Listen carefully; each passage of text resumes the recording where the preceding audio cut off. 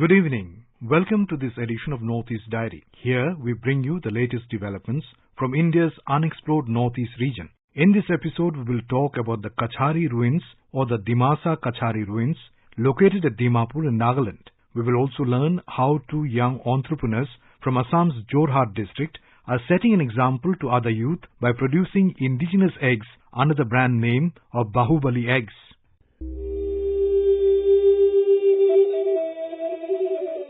Listeners, the nation is celebrating 75 years of India's freedom struggle as Azadi Ka Amrit Mahotsav. During the celebration, we remember those heroes who made great sacrifices for the independence of India from the colonial British rulers. Manipur state is always remembered in the chapter of India's freedom struggle as the Indian National Army under Netaji Subhash Chandra Bose hoisted the first tricolour flag in the state. Many freedom fighters of Manipur also joined the INA Japanese Army Coalition Force during the Second World War and fought against the British. In today's episode, we bring you a story of an unsung hero of the state who fought against the British for the independence of India.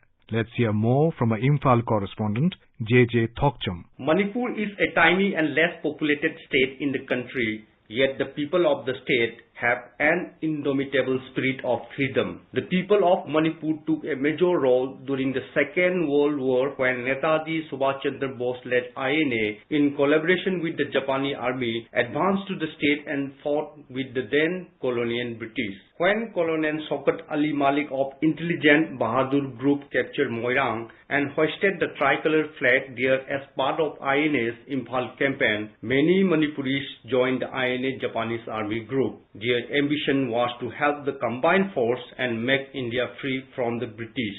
In 1944, when the INA with the help of Japanese force made the Moirang strategic camp of INA, 5 youth of the Kom community joined the Japanese force. They belonged to Khorientak village nearby to Moirang, which had only 28 households at that time. Among them is Achung Kom, who is now 106 years old. AIR News Imphal visited his village and talked with the unsung hero about the Imphal campaign. During the campaign, the British captured him and he was put in jail for 6 months. He said that he joined the Japanese force, aiming that the INA and Japanese combined force will defeat the British and India will get its freedom. He said, The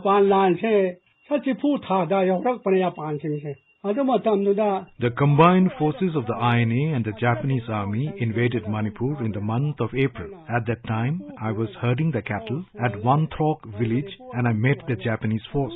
I started working as a porter and worker for them and went wherever the force went.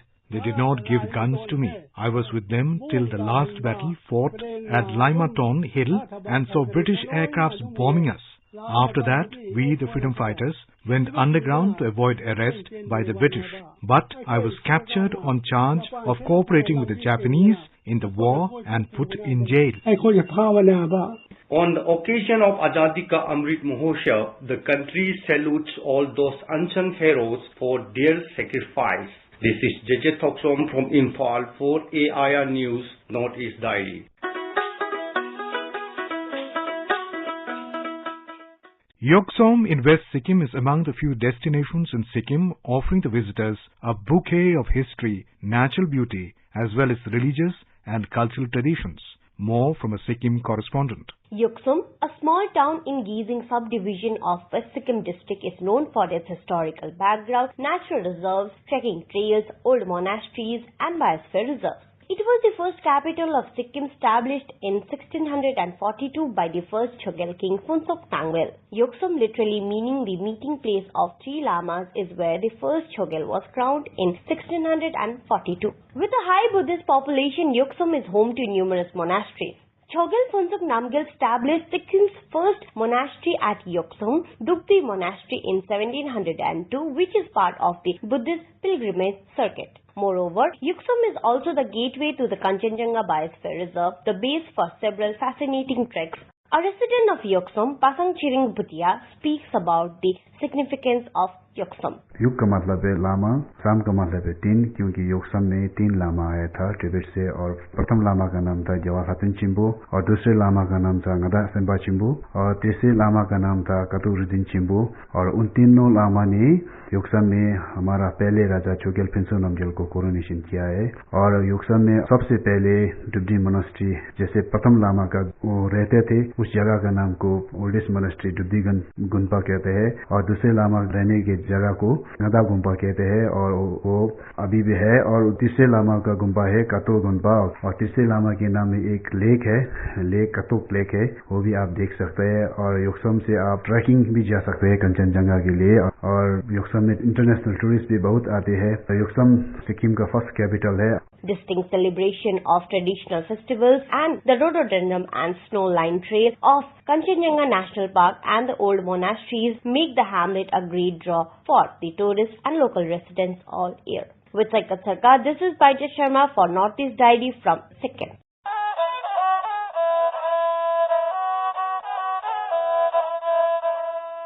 In Tripura, with the continuous decrease in the number of corona outbreaks, the state government has resumed physical classes of elementary education from class 1 to 5 from last Monday. However, for attending the classes, a written permission letter of the guardian is required. Earlier, the State Education Department had reopened schools for classes from 6th to 12th on 25th August across the state. A report from our Agartala correspondent, Reena. With the permission of the State Disaster Management Authority, classes from 6th to 12th grades have been started in schools from August 25. Earlier, classes from class 3 to class 12 were started in the school. However, the class 1 and 2 grade students did not get a chance to go to school for 18 long months. The order applies to state government funded and private and madrasas, including TTAADC. Now, even at the elementary level, teaching is starting in schools. Also, there must be a midday meal arrangement. Mask wear has also been made compulsory for class 1 to 5 grade students. Head teachers have been instructed to arrange sanitizer, thermal scanning and a hand wash in the school. For Northeast Diary, this is Reena Nongmaikem from Agartala.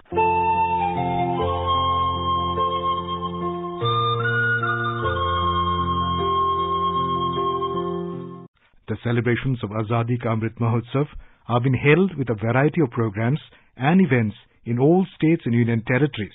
Mizoram government is celebrating the Amrit Mahotsav with a calendar of events till the next of August 2022.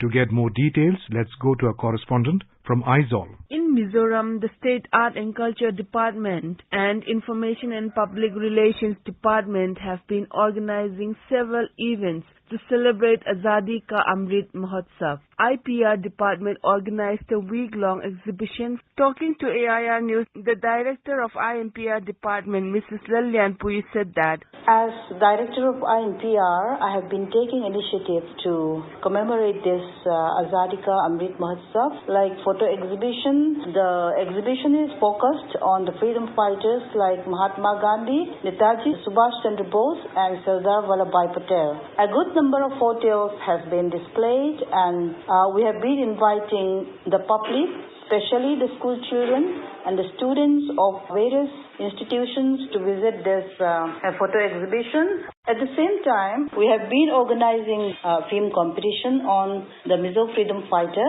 Mr. Kwang Sera, whom we call in Mizo. He's a warrior, and he's a big name among the Mizos. This exhibition held at Aizawl Art Gallery evoked huge response from common people, including students. Also, the state government has called for a competition of filmmaking on Mizo warrior Pasal Kwang Sera. Kwang Sera had sacrificed his life fighting against the British to protect his motherland and his people. For Northeast Diary, this is Irene from Aizawl.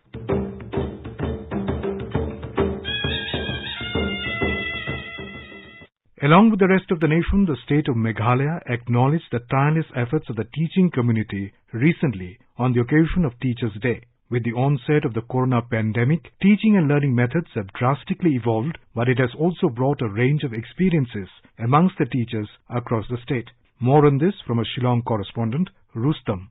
Teachers had to increase their capacity at a lightning speed to match up with the new setup and adapt with the new ways of teaching. The pandemic made them the better version of themselves. An interaction with a few teachers made it clear that online teaching has its own merits and demerits.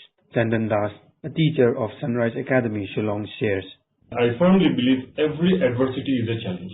Like this pandemic is an adversity for all of us. And during these difficult times, we could not have continued with our same level of commitment which we had during our regular classes. So this pandemic taught us to be better ourselves. I can speak for all of us that it was a challenge in the sense that we are not that technology savvy. Some students could not afford smartphones and could not cope up with the new pattern. They witnessed a lot of dropouts. In spite of all the challenges and the technical glitches, they put in their best effort to spread knowledge. Mainly 80% of the students, they do not have the smartphone. So, though we take the online classes, most of the students are not able to get whatever we have sent. That is the main problem. I have met many of the students and I asked them whether you are still learning whatever we have sent you. But the student says, Madam, I don't have the smartphone, and some of them says that, Madam, I don't get the time.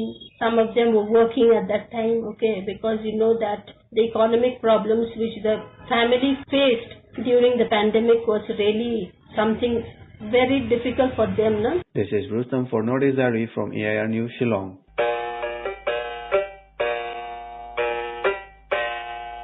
The Masa Kachari Ruins are located at Dimapur in Nagaland. It is one of the important sites of the megalithic culture. The ruins are a series of mushroom-domed pillars that were created by the Dimasa Kachari kingdoms that ruled before the Ohom invasion during the 13th century. The purpose and origin of the pillars are mysterious. Few of the pillars stand in full glory, while others are crumbling down. It is the glory of the Northeast and the Tourism Department of Nagaland.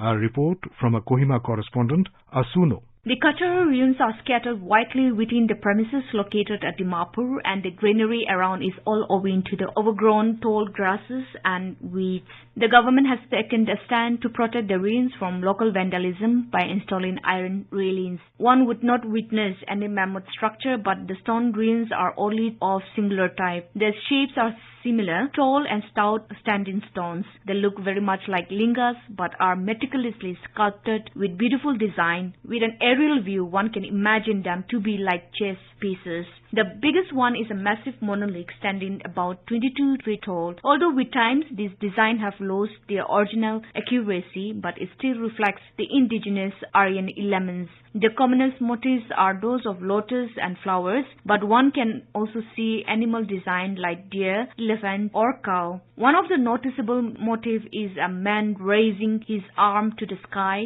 as if in celebration, wearing a headdress.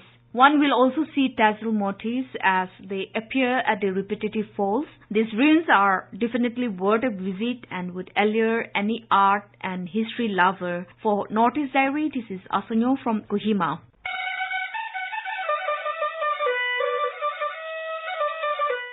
Two young entrepreneurs from Assam's Jorhat district have set an example for other youth to become self-sufficient by producing indigenous eggs. More details of this from a Dibrugarh correspondent, P.K. Nath. Two young entrepreneurs from Assam's Jorhat district, namely Akashjyoti Gogoi and Ankur Bora, have set an example for other youths to become self-sufficient by producing indigenous eggs and occupied the market with the brand name of Bahubali Eggs. In 2018, both of them started an egg production unit located in Sinamara area of Jorhat, and they have hit the market of Jorhat and other districts of Assam. The egg production unit comprises 15 bighas of land and has 5 layer houses. The young entrepreneurs have set the layer farm for producing eggs using modern technology and layer hens. The eggs of the production unit are high in protein and has been named as Bahubali. It has received good response from consumers due to local sentiments and for the brand name. Presently, 45,000 eggs are produced each day, and the unit is targeting the number of 1 lakh by the end of this next year. The eggs are big in size, comprising 2 ordinary eggs available in the market and have high protein. Hence, the production farm is getting good response, and recently the unit started importing the Bahubali eggs to other parts of the state. The farm have nearly 60,000 birds, and the process is being maintained in a scientific manner. The farm is also producing bio fertilizer from the layer waste by drying them in a different method. The layer farm has generated employment to around 50 local youths. The farm also has a chicken feed producing unit. Recently, Jorhat District Deputy Commissioner Ashok Kumar Burman visited the egg production unit. He interacted with the young entrepreneurs and appreciated their enthusiasm and encouragement to increase the work generation while providing opportunities for many unemployed youths to get employment in the farm. Pranab Kumar Nath from Dibrugarh for Northeast Dairy. Arunachal Pradesh has 26 major tribes and over 100 sub-tribes. Today we bring to you a report about the Thai Khamti tribe, one of the major tribes in the state, from our Itanagar correspondent Rakesh Dole. Thai Khamti is one of the major tribes of Arunachal Pradesh. The Thai Khamti inhabits the district of Namsai. The word Khamti means a land full of gold. The Thai Khamti has a distinct, rich and unparalleled cultural heritage which has till now remained unexplored in its totality. The community, as a matter of fact, is greatly orthodox and all its socio-cultural activities are religious. The Khamti people are very strong believer of Theravada Buddhism. Every house has a prayer room and the families pray every morning and evening with offerings of flowers and food. The Thai Khamti is the only tribe in the state to be known to have their own script, which the people call it Thai script. They also have varied dwelling systems. The traditional house of the Thai Khamti are built on raised floors with thatched roofs. The roofs are constructed so low that the walls remain concealed. Wooden planks are used for flooring and the walls are made of bamboo splices. The Khamti has a very rich culture, equipped with magnificent art and craft. Armory is a part of life, representing the aura of the skill as warriors. The weapons include poisoned bamboo spikes called panjis, bow and arrows, spears, swords and shields. The Khamtis also have firearms resembling ancient flint muskets and horse pistols. The tribe has a preference for conventional attires enriched by brilliant craft works which commands a huge market in the entire Indian market. The beautifully crafted sword, also known as Phanap, is very popular around the state. The Khamti crafts in bamboo, wood, bone and ivory are also spectacular. They are expert in making traditional weapons. The Thai Khamti people are settled agriculturists. They use the plough drawn by a single animal, either an oxen or a buffalo or even an elephant in the olden days. They practice both jhum and settled agriculture and produce food grains, vegetables and cash crops.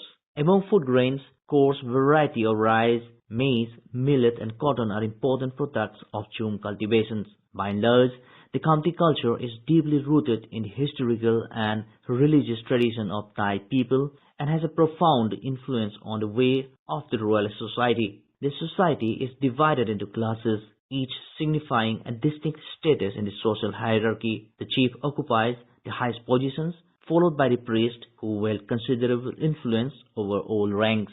For Northeast Diary, this is Rakesh Dole, AR News, Itanagar.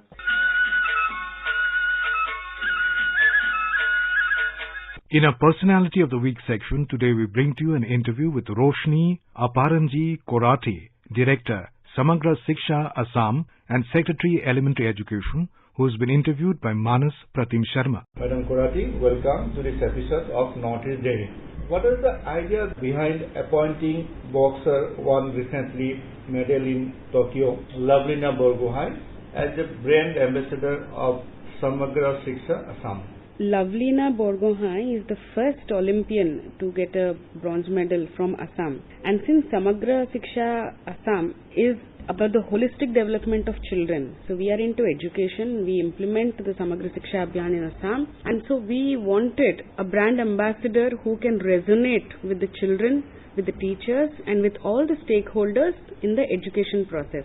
So since she is really a role model for not only for the youth, for everybody, so that is why we had wanted Lavlina Borgohain as our brand ambassador, and we approached her and she very readily accepted, and that too on an honorary basis, for which we are very grateful. How far the virtual learning process has been effective for lower primary level in Assam? Right from the day that the COVID thing started, there has always been this thing is not only about education, we are always thinking about the alternatives to the present situation. Necessity is the mother of invention. Lot of inventions had taken place from last year. In this field of education, the need is more immediate because children have stopped going to school. Obviously, schools have been closed, but the learning process cannot be stopped. Not only because across the world, there have been ways and means of trying to reach out to children to lessen the learning gap. So, with respect to your question as to in the lower primary section, definitely it is a challenge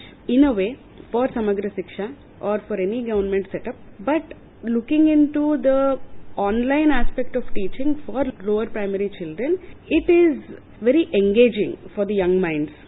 Screen is very attractive to the young minds. So that way learning has been going on, but because of the digital divide, especially in government schools where most of the parents are either do not have access to smartphones or they do not know how to operate smartphones, so it has been a challenge. With the help of our teachers and with other stakeholders in the community, for example SMC members, we have school management committees in all these government schools. We have formed more than 25,000 WhatsApp groups so that the content is passed on to the children. So since not every child has a smartphone at home, so volunteers and teachers have set up like small groups maintaining all COVID appropriate behavior, maybe in the veranda of house, maybe in a playground, maybe somewhere else outside, where there is open space and children can be placed apart and the classes can go on. It has been very effective. As only online cannot be effective. Yes, it has the power to engage, but only online can never be the way forward is what I feel. Henceforth, since before COVID it was only offline, after COVID it was only online, so the way forward might be a hybrid of both. And what is the status of implementation of new education policy in Assam? Yes, the national education policy, the government of Assam is very keen on implementing the national education policy. A tracker has been developed.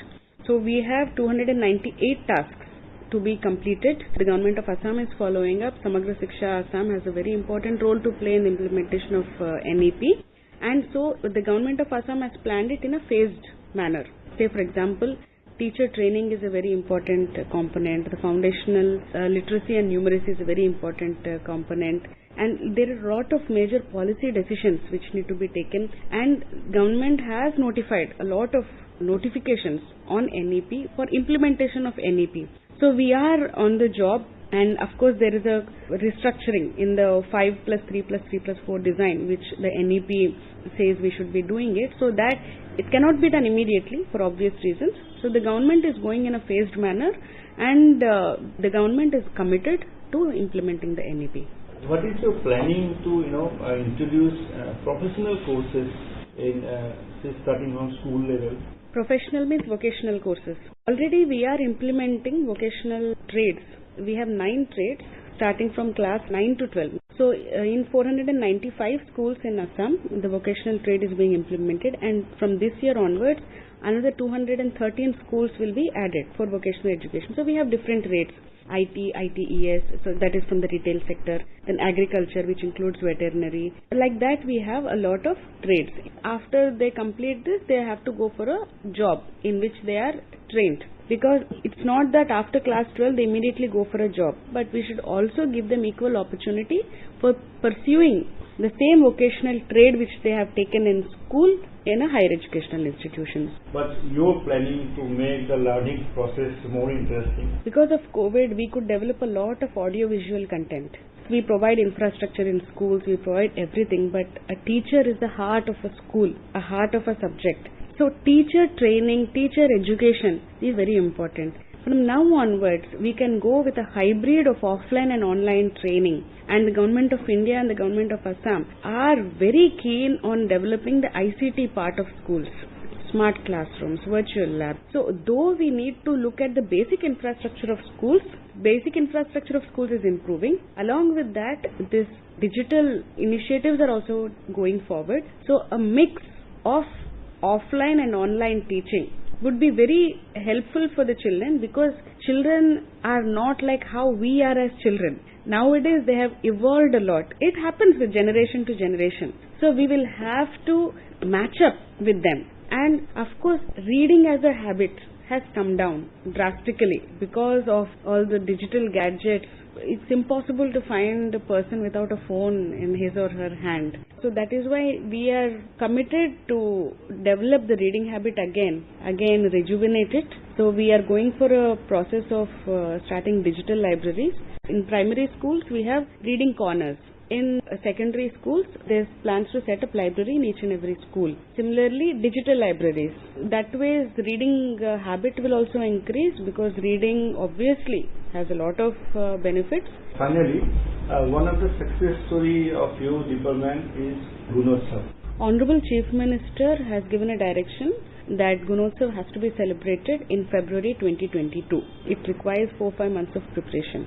So last Gunotsav was up till high school. This year we might be going up to higher secondary also. Gunotsav has been very successful. On the field, of course, on those days when Gunotsav was celebrated, it was really like a festival in the school because all the stakeholders of the school were involved. At the back end, we could identify a lot of gaps, infrastructure-wise and learning-wise. So our plan from last Gunotsav onwards has been to fill up the gaps. Of course, not in all schools, but that is also in a phased manner. And for learning gap also, along with SCRT, curriculum has been developed to bridge. We need bridge material. Earlier, the learning gaps were before COVID, but after COVID, learning gaps will definitely increase. So we are hoping that we might be able to lessen the learning gap by Gunotsav, but Gunotsav is very important because it will give us the right picture of the learning gap caused by COVID. Madam, you gave us time, valuable inputs. Thank you again. Thank you, Manager.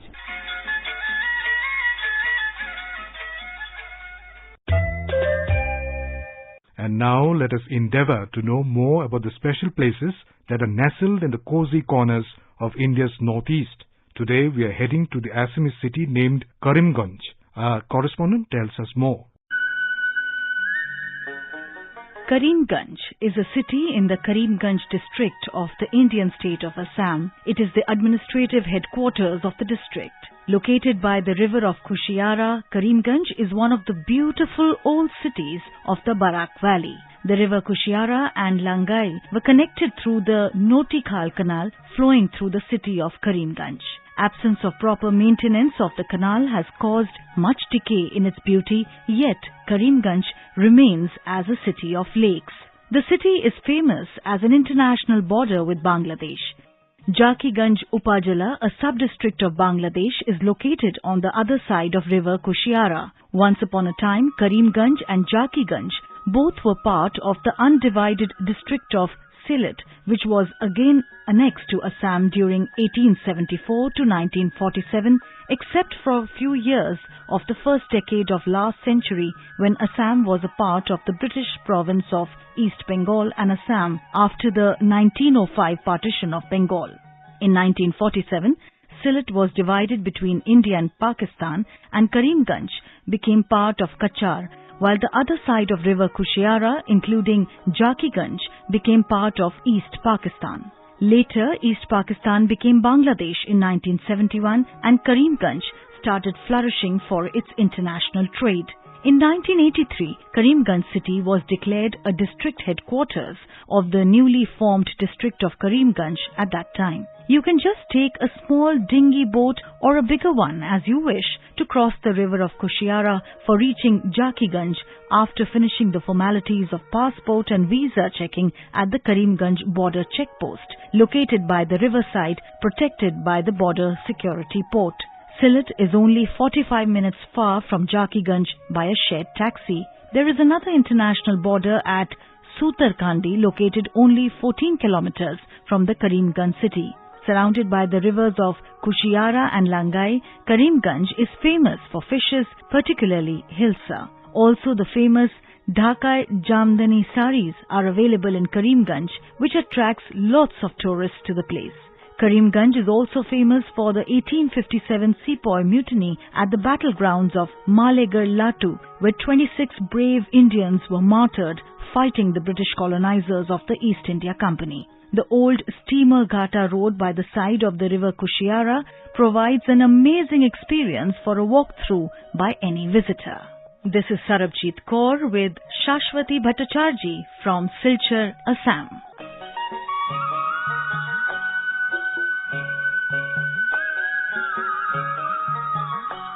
With that, we come to the end of this edition of Northeast Diary. Do join us next week to hear more stories from this enchanting part of India. Bye-bye.